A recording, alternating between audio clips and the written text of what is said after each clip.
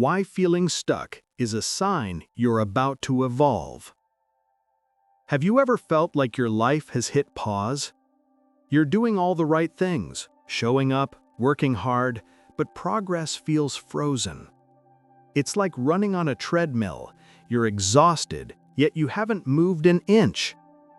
Everyone around you seems to be leaping forward while you're stuck in slow motion. Here's the twist. That feeling isn't proof that you're failing. It might be the clearest signal that something inside you is preparing to evolve. There's a reason this moment feels so heavy. When you're caught between who you were and who you're becoming, you're standing in the tension that creates transformation. A 19th century philosopher named Georg Wilhelm Friedrich Hegel saw this tension not as chaos, but as the heartbeat of progress itself. And today, we'll bridge his timeless idea, the dialectic, with Stoic calm and modern psychology. By the end of this video, you'll see why feeling stuck isn't the end of growth, it's the exact doorway to it. Take a breath. Let's walk through that door together. Lesson 1. The nature of stuck, when your mind hits a paradox. Let's start with what's really happening when you feel trapped. Psychologists call it cognitive dissonance, the discomfort of holding two opposing beliefs at once. Part of you wants safety, another part craves change. Your mind senses danger in both directions, so it freezes. Hegel described the same thing centuries ago. The thesis, your current state, meets its opposite, the antithesis. That collision produces tension, and in that tension lies evolution. You're not broken, you're mid-transformation. Think of a snake shedding its skin. It doesn't slither effortlessly out of the old one. The process is tight, itchy, uncomfortable.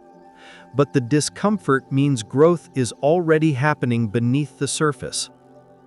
So when you catch yourself saying, "Why can't I just get moving?" remind yourself, motion begins inside before it's visible outside. Your brain is rewiring, literally. Neuroscientists call it neuroplasticity, your neural pathways shifting, pruning the old, strengthening the new. Growth feels like friction because, in a very real sense, your old self is losing power while a new self learns to walk. Mini takeaway. The next time you feel torn, don't rush to eliminate the tension. Observe it. Ask, what new version of me is trying to emerge through this? Lesson 2. Conflict as catalyst, turning paralysis into momentum. Once you see stuck as a signal rather than a sentence, you can begin to use it. Hegel believed progress happens through integration, not escape. Modern psychology echoes this through identity transition theory. Every major change requires the death of an old identity and the birth of a new one. Let's make that practical. Imagine someone named Sarah, a high-achieving lawyer who feels empty inside. Her thesis is stability and success. Her antithesis is the quiet ache for creativity she's ignored since college. At first, that friction feels unbearable. She's anxious, restless, unfulfilled. But here's where the transformation begins. She stops treating the conflict as an error and starts listening to it. Instead of choosing either or, she experiments with both and. She begins sketching again at night. Eventually, she integrates her legal expertise with her artistic side, helping creative entrepreneurs protect their work. That's synthesis, a higher level of reality that didn't exist before. From a psychological lens, Sarah's brain is reinforcing new reward circuits.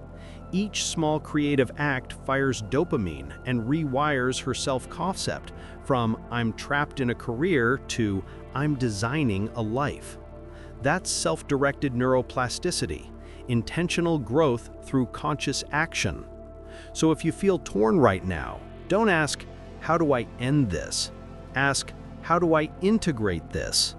The energy locked in your frustration can become momentum if you let both sides teach you something. Mini takeaway: every contradiction hides information about who you're becoming. Listen to both voices until they harmonize into one truth. If what we've talked about so far is clicking, if it's giving you a little clarity or peace, take a second to subscribe. This channel, Limitless Mindset, is all about staying grounded while we grow, building discipline, resilience, and inner peace one idea at a time. So if this resonates, join us. It's free, it's simple, and it keeps your focus where it belongs, on your own evolution. Lesson 3: The Inner Battle: Mastering Emotional Resistance. When you stand at the threshold between who you are and who you could become, resistance will always appear. Your nervous system doesn't hate growth, it just fears the unknown. Psychologists call this the homeostatic impulse, your brain's built-in mechanism to preserve familiarity. It's why people cling to the same job they hate, or stay in relationships that drain them, because stability feels safer than possibility. But that safety is an illusion. Growth requires discomfort. The Stoics knew this centuries before psychology had a name for it. Marcus Aurelius wrote, "The impediment to action advances action. What stands in the way becomes the way." Every obstacle, every emotion that feels unbearable, anxiety, frustration, doubt, isn't proof that you're failing. It's a signal your internal system is recalibrating to a higher level of capacity. Modern neuroscience confirms this. When you deliberately face resistance, when you sit in discomfort instead of fleeing it, you activate the anterior cingulate cortex, the part of the brain responsible for conflict monitoring and adaptation. This is how resilience is built. Not by erasing struggle, but by training your mind to interpret tension as information rather than threat. So next time you feel yourself retreating from discomfort, pause. Ask, what if this feeling isn't danger, but data? That single reframe can transform anxiety into awareness. Mini takeaway: the emotions that scare you most often hold the exact lessons you need to evolve. Don't suppress them, study them. Lesson 4: The Stoic Toolbox: Enduring the Space Between Selves. We've talked about Hegel's dialectic, the map, and the psychology behind growth, the science. Now let's bring in the tools that make the journey sustainable. Stoic practices that keep your emotions steady while you evolve. The first is the dichotomy of control. Epictetus taught peace comes from focusing only on what's within your power, your perceptions, your choices, your actions, and releasing attachment to the rest. When you're in transition, half of your stress comes from trying to control what's outside that boundary: timing, recognition, outcomes. But when you narrow your focus to what's yours, your mindset, your effort, your integrity, you stop wasting energy fighting reality and start directing it toward creation.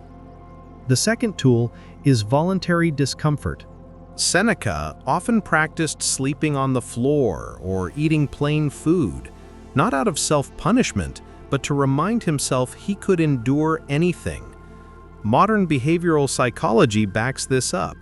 Micro-acts of voluntary challenge train your prefrontal cortex to stay calm under pressure. That's self-discipline in action, the muscle of resilience. Try this. Choose one small discomfort daily. Take the cold shower. Say no when it's easier to say yes. Walk into the conversation you've been avoiding. Each time you do, you're teaching your nervous system that discomfort is survivable, even empowering. These Stoic tools, combined with Hegel's dialectic, form a powerful equation.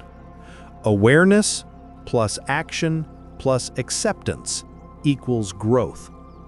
When you embody all three, you stop being tossed around by change and start surfing it with confidence. Mini takeaway: true discipline isn't about controlling outcomes, it's about controlling your response to uncertainty. Summary: from conflict to creation. Let's bring this together. When you feel stuck, what's really happening isn't failure. It's friction between your current identity and the next one waiting to emerge. That tension, the push and pull between comfort and growth, is the forge where self-mastery is built. Hegel called it the dialectic: thesis, antithesis, synthesis. Psychology calls it cognitive dissonance, identity transition, neuroplasticity. Stoicism calls it practicing virtue in the face of resistance. Different languages, same truth. Evolution is a dialogue between who you are and who you're becoming. Every cycle of growth follows this pattern. 1. Tension appears, you feel stuck. 2. Conflict builds, your beliefs and desires clash. 3. Integration happens, you create something new from both. The moment you stop fearing that process, you gain freedom, because you realize being stuck was never the problem. It was the beginning of wisdom. If this message shifted something in you, if you felt that spark of clarity, take a moment right now to subscribe and tap the bell. Here at Limitless Mindset, we explore Stoicism, psychology, and timeless wisdom to help you grow stronger every single day. And if you know someone who's struggling to find direction, share this video with them. You might be the reason they see their challenge differently. Remember this: every time you feel lost, you are closer to discovery than you think. Every moment of paralysis is the pressure that forms a diamond. The tension you feel isn't pulling you apart, it's pulling you upward. So breathe. Let go of the idea that you need to have it all figured out. Your growth isn't linear, it's alive, spiraling, expanding through every experience. You're not stuck, you're becoming. And if you haven't yet, subscribe and join our Limitless Mindset community. A place where growth isn't forced, it's practiced, one thought at a time. I'll see you tomorrow for your next daily boost.